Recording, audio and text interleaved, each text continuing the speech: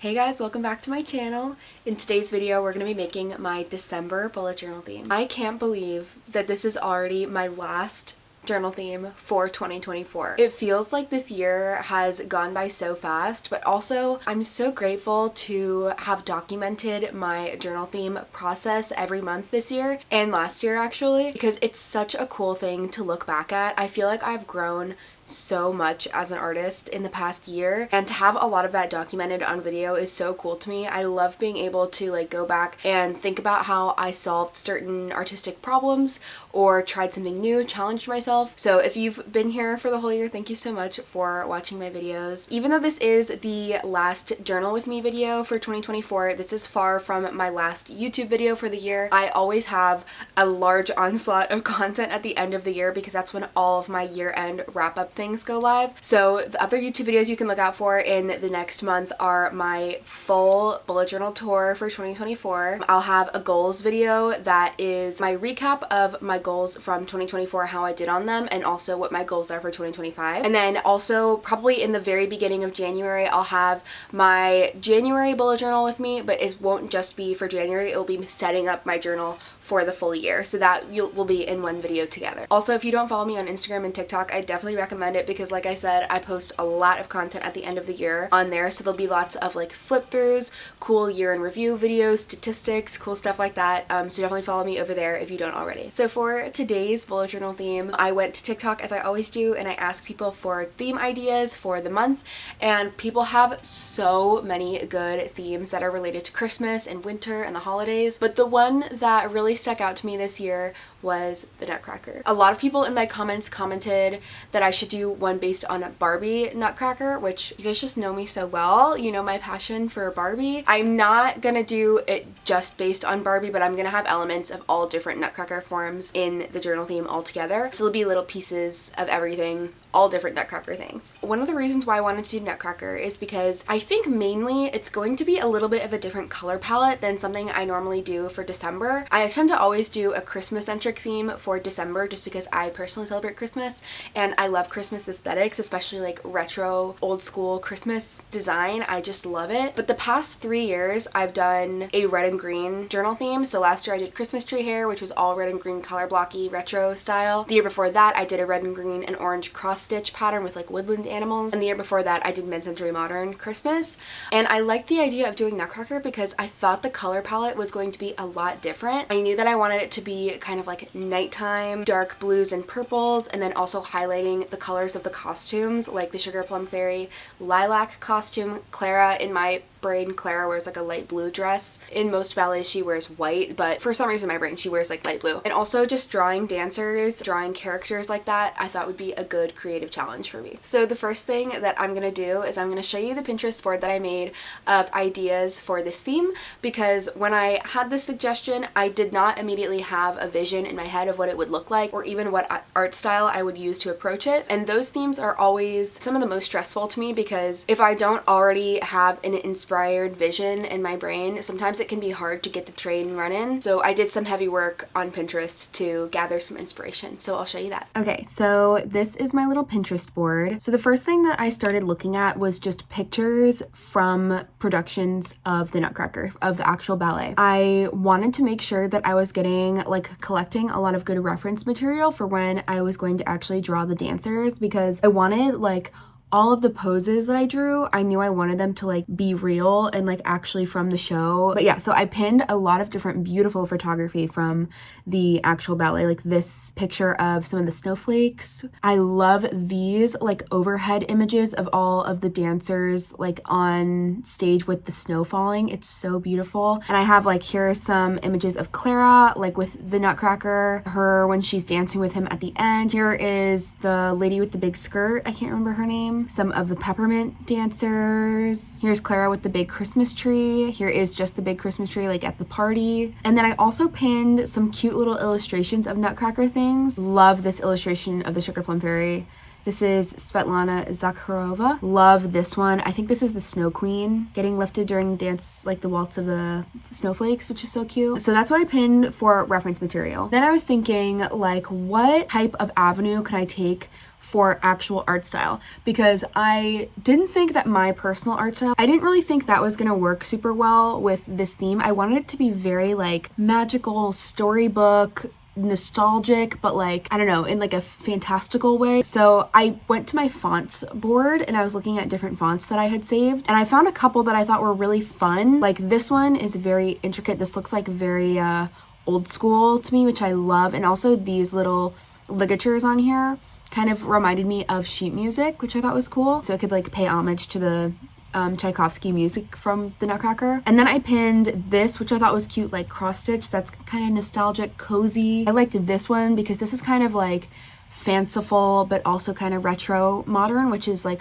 my normal style. And then I was thinking, what is an expressive way to draw these dancers that is not photorealistic? Because as we know, as I've discussed in previous Journal With Me videos, I'm not the girl for drawing in realism. So I was like, what is a different style that is going to give me that storybook, fanciful, I don't know, expressive style that I want, but is easy to draw? So I was thinking about an illustrator that I love, whose name is Peter H. Reynolds. Here's Peter here. He's most well known for illustrating the Judy Moody books, if you read any of those as a child. But he's also illustrated some other books that I had when I was a kid, namely this book called Someday. And I love his art style. I pinned a couple other illustrations he's done here, like this girl looking at a star, this girl in the museum. I love his art style. It's so expressive. His characters like have such a energy, like they move so beautifully because the line art is so expressive. I decided I think I'm going to try pay homage to one of my favorite illustrators with this journal theme by doing it in his style. I'm gonna show you what I've been working on. Okay, hi everyone. I actually lied to you. This is the first thing that I'm filming for this video. Forgive me for being a liar. I have already done some sketching in my journal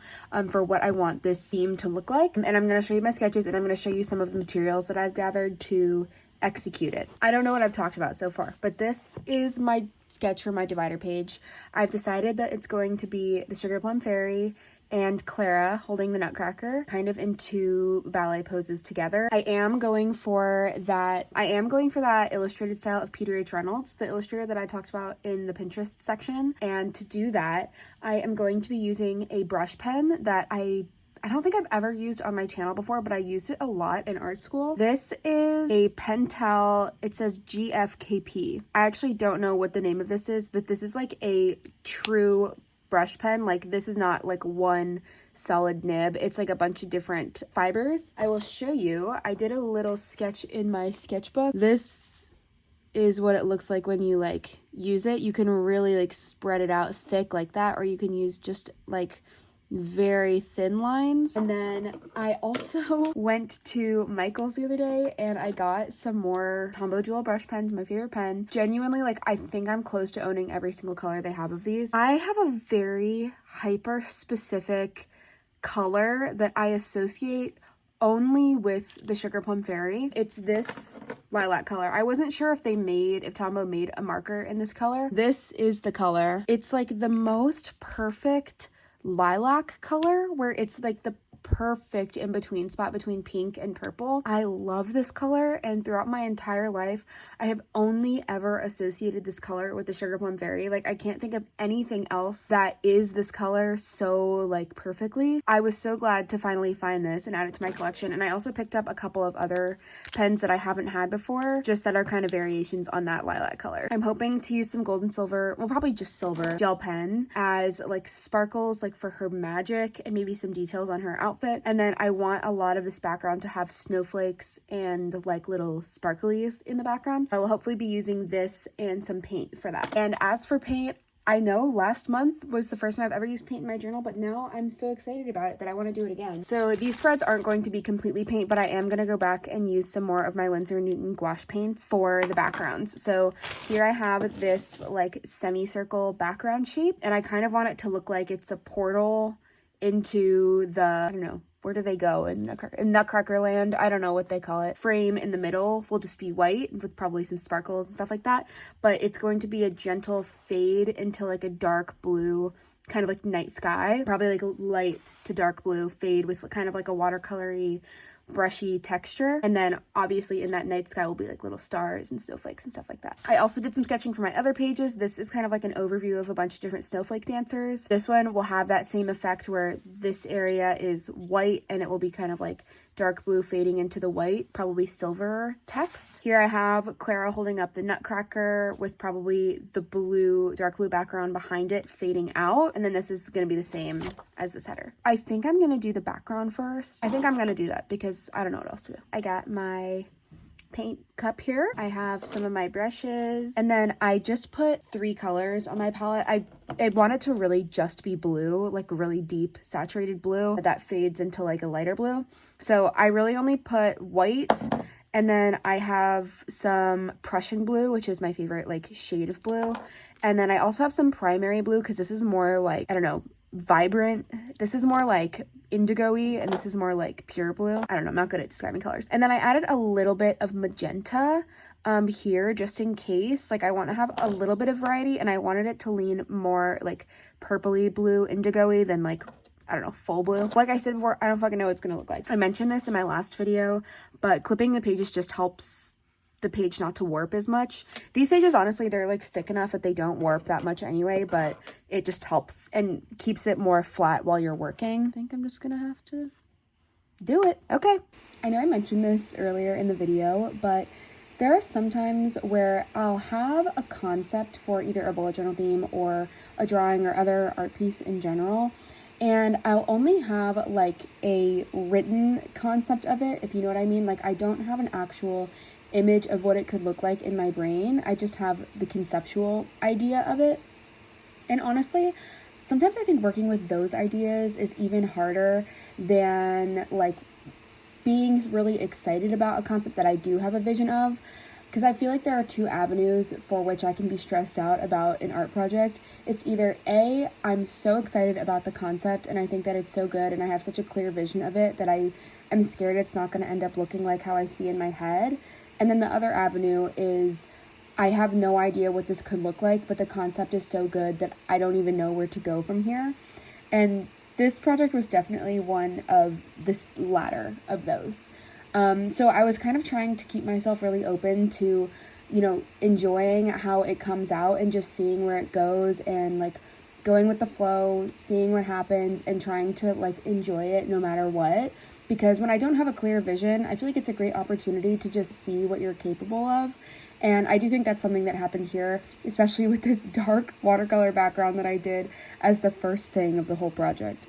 Okay, I really like how it turned out. After I turned the camera off, I like did some more layers just that it would like, I don't know, there's more texture and stuff, and I added some of that magenta in just as like some little pops of color. And now I'm gonna try and do some line art for these characters. I think this is what I'm the most nervous about because expressive line art like this, it like, I don't know, I feel like it can make or break the image. You only have one chance. I sometimes think with stuff like this, like going over it a bunch of times will just ruin it. So you just kind of have to get it on the first try, if you will. So I guess let's try. I think I'm gonna start with Sugar Plum Fairy over here. I'm just gonna work left to right so I don't smudge anything because this is very liquidy ink. So maybe let me start on these feet. So for this section, I started by using that ink pen and I was going with a really light hand. Like I was really not putting any pressure on the nib at all because I wanted it to be very free flowing. And when I did some of those curlier bits, like with her hair, with the bows on the shoes and stuff, I was kind of just letting the pressure be whatever so it looked really natural. Anyway, in these voiceovers, when I have fast forwarded clips, I sometimes like to use that time to talk to you guys about like, I don't know, something that's relative to the journal theme, but maybe isn't just like a tutorial of what I'm drawing. And I was reminded while I was doing this theme of one of my earliest childhood artistic interests. I always loved drawing, even when I was really, really little, and coloring and painting and stuff like that. But one of the first things that I remember feeling really creatively energized by was in elementary school. I had an obsession with drawing clothes. One of my friends and I who were in class together, we both loved fashion. and we had these little stencils that were for like a little human body. And all day in class and at home, we would always like draw the little stencil in and then use the stencil drawing to draw our own little outfits. I remember I used to always draw like ones that I remembered from Disney Channel, like I draw Hannah Montana outfits, or like Selena Gomez from Wizards of Waverly Place, like her outfits. If I really liked them, I would draw them. Or I would make up my own for like different occasions. Like I would do a page of outfits that were all like people going to the same party. And drawing these little outfits, because I did kind of like do them in my own style. I wasn't really referencing any individual Clara or any individual Sugar Plum Fairy. It like reminded me so much of that time in my life when I was probably like 8 to maybe like 11 was when I was obsessed with drawing those clothes. And I actually still have a lot of the notebooks that I drew outfits in all the time. So that could be an interesting video for a later time. But really that was one of the first things that I remember doing and feeling so creative in. And I know I've talked about this in lots of videos before, but fashion is still probably my biggest passion other than like art and music and stuff. I just love fashion, and I always have, and I always will. And I feel like that love from when I was a kid of like wanting to be a fashion designer and drawing my own outfits like still lives on in me now, even though that's not really like my life goal anymore. But I feel like I love to incorporate fashion stuff anywhere I can. Okay, and you guys know that I always like to do a little bit of side quest in all of my videos. My side quests are usually something that is related to the video, where I can talk about something from my life or share something or try a new activity that is related to the bullet journal theme that I'm doing. So for example, last month for my Global Village coffee house, I went on a little side quest field trip to go eat at a Global Village coffee house themed restaurant. In October for my Clue theme, I did a side quest of sharing some of my favorite games. August, when I did my Mamma Mia theme, my side quest was having you guys help me pick out what outfit I was gonna wear to see Mamma Mia when I saw it on stage. So I always like to do a little side quest that is themed for the video. So today's side quest is I'm gonna be sharing some of my go-to holiday makeup products, especially if you're trying to do a Nutcracker Sugar Plum Fairy themed look for Christmas this year. So I'm definitely a makeup girly. I am famously, among my friend groups and my circles that I run in, I'm definitely like a glitter girl. I love color. I love fun makeup. I like to do fun makeup looks if we're going somewhere. I like to do themed things. So I do have a small makeup collection, but I am a makeup on a budget girl. I'm a CVS, I'm a Target, I'm a Walgreens makeup shopper. So I thought I would show you some of my favorite products that you can use to get a Sugar Plum Fairy inspired look. I have one of the cloud paints from Glacier. Glacier is like the only high-end makeup brand that I personally buy things from, and it's really not even on the large scale of makeup. It's not that high-end, but the cloud paint is their blush, and I think it's supposed to be kind of like a all-around product. Like I used it on my eyes today. I've also put it on my lips before. But this shade, this is the shade Wisp. I've had this product in I think 4 colors now. This is like the most perfect winter purpley Sugar Plum Fairy lilac-y color, and I have it as blush and as eyeshadow today. It's so nice. These formulas are beautiful. They're so easy to work with, and they're really pigmented. So I just squeeze like a little bit out onto my finger and I like pat it in. I find that it works best with your fingers. Sometimes I think a sponge soaks up too much of the product. I love that. The next thing I'll show, I have 2 eyeshadows to show you. These are both from ColourPop. ColourPop to me is the best eyeshadow brand that is accessible and affordable, because you can buy their stuff at Target now. These are the Super Shock shadows. This is like the best formula for like shimmer or glittery things. Buttery, smooth, it goes on so evenly, it's pigmented.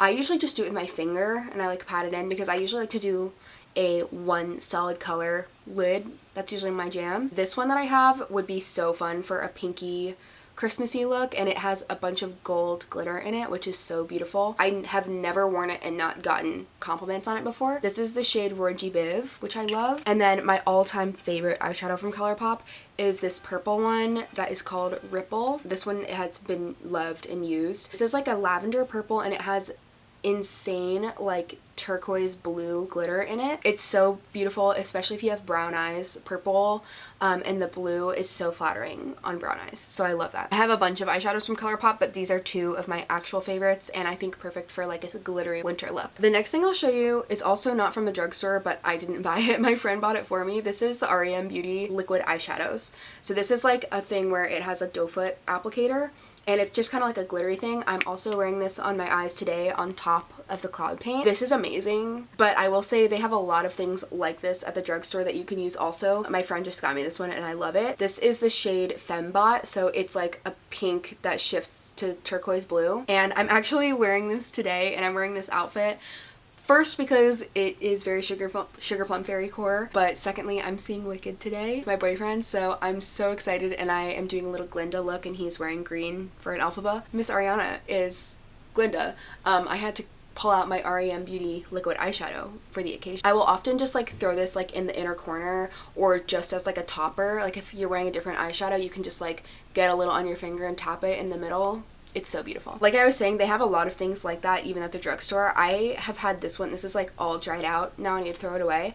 But this is the Crystal Fusion liquid eyeshadow from Koki. I think I bought this at like Rite Aid or something. Oh, this is the color Stardust. It's just silver. But this is also just like a glitter eyeshadow topper on a doe foot applicator that you could just like pat on. But I've loved this for a long time. Okay, and the last thing I'm going to talk about is my glitter. You guys know that I'm a glitter girl, and I love to pull out glitter for any occasion. Some of my favorite glitters are from the brand Gemsies, which I think they sell at Urban Outfitters. I've also bought their stuff online before, but I recently tried some of the ColourPop glitters, and these are so good. They have like the perfect texture, because before I knew you could buy these, I used to do like the trick where you like mix glitter with hair gel, like spread it on your body for a festival or concert, and then you spray it with hairspray or whatever, which is just like such a process. This is like the best solution ever. This is the ColourPop Glitterly Obsessed Glitter body glitter gel in the shade Disco Lady. So this is just like an iridescent silver one, but it has this thing in here that like keeps the moisture in so it doesn't dry out, and these are literally the perfect texture. You just like scoop it out, spread it on, it dries down,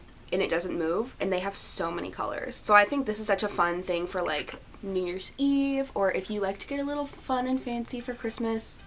I love to throw it on. I wouldn't put this near your eye or like on your eyelid because it's like real chunky big glitter. But I'll do it like on my cheeks, I'll do it on my chest or on my body, and it's so cute. Okay, that's all for my little side quest for today. So let's go back to working on my journal. Okay, hi everyone. It's the next day. I don't know what the last thing I filmed was. I think that since I last saw you, I did go back in on this spread and I added some more gel pen accents. So I did use some more of my silver Sakura Jelly Roll pen, but I actually also forgot that I had this perfect color gel pen. This is from the Archer and Olive gel pen set. Full disclosure, I am an Archer and Olive ambassador now. Thank you so much to everyone who watches my videos and my TikToks and stuff, because you helped me to get in contact with the brand and I get to work with them for the next year. And I forgot that I had these pens by them, and this is like the perfect Sugar Plum Fairy color.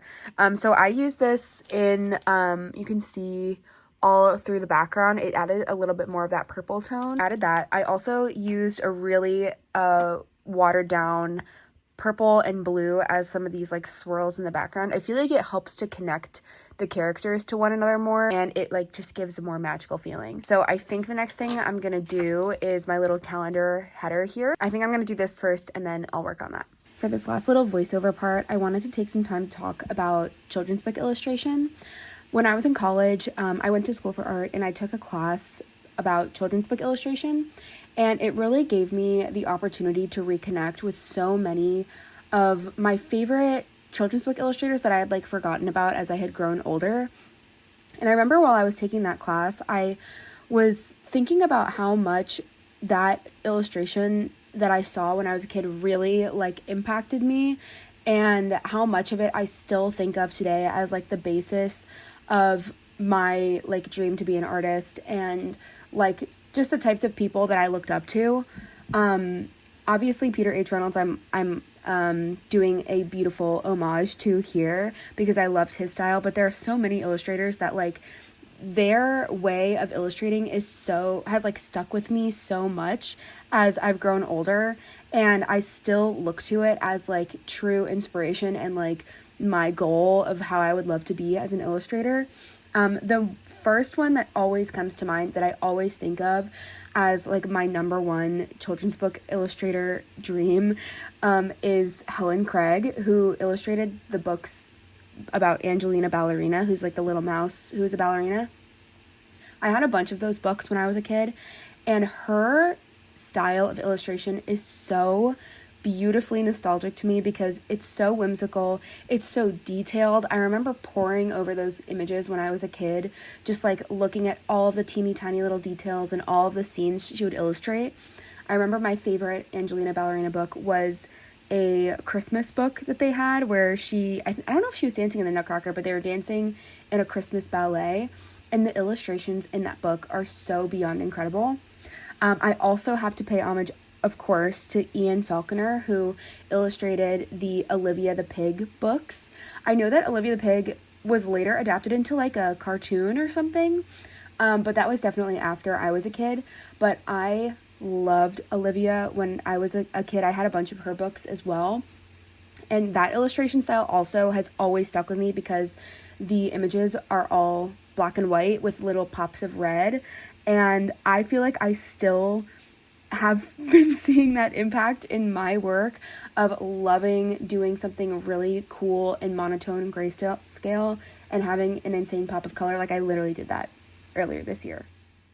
Ooh, and the other thing that I wanted to talk about, if you are interested in getting started bullet journaling for the year, last year I did a very long-term, large-scale project of converting my bullet journals from the past 3 years, so 2021, 22, and 23, into a digital bullet journal that you can use. Those are all available on my Etsy store, which is always linked in the description of my videos. Every theme from those 3 years is available as a digital spread, so you can use it on your computer and color it in, or you can print it out and put it in a binder, put it in a notebook, cut out the charts and glue it into a notebook. And they're all available in either full color, so you can get it in the whole color palette that I designed it in, or you can get it in black and white where it's just the outlines and you get to color it in yourself. I know people always are interested in trying new planning or journaling habits at the beginning of the year, so if that has been on your goals list for 2025 but it's a little bit overwhelming to start one all by yourself, I definitely recommend trying it like that. You can even just buy 1 month at a time. Like you could just get a January spread, and if you get the hang of it you can start doing your own journal,